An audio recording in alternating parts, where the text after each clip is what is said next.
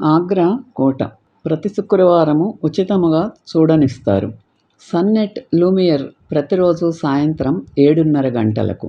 యమునా నది పశ్చిమ ఒడ్డున ఉన్న ఆగ్రా కోటను 1565 మరియు 1573 మధ్య అక్బర్ చక్రవర్తి నిర్మించాడు. దాని గంభీరమైన ఎర్ర ఇసుకరాయి రాంపార్ట్లు నది ముందు భాగంలో చంద్రవంకను ఏర్పరుస్తాయి మరియు అక్బర్ యొక్క ప్రారంభ వైవిధ్యం నుండి షాజహాన్ యొక్క ఉత్కృష్టమైన చక్కదనం వరకు శైలిలో ఉన్న అపారమైన కోర్టు భవనాల సముదాయాన్ని కలిగి ఉంటాయి. ఉత్తరాన ఉన్న బ్యారక్లు 19వ శతాబ్దపు బ్రిటిష్ వారు చేర్చినవి. ఒకప్పుడు యమునా నది నీటితో నిండిన లోతైన కందకం కోట చుట్టూ ఉంది.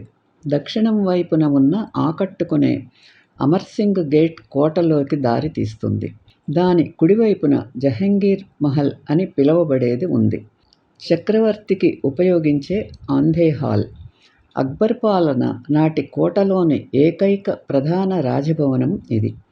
క్రింద నేలమాళిగలు ఉన్న హాళ్ళు, ప్రాంగణాలు మరియు గ్యాలరీల సంక్లిష్ట అమరిక జనానా లేదా ప్రధాన అంతఃపురం. జహంగీరీ మహల్ ముందు ఒక పెద్ద పాలరాయి కొలను ఉంది. పురాణాల ప్రకారం నూర్జహాన్ కాలంలో దీనిని నింపేవారు.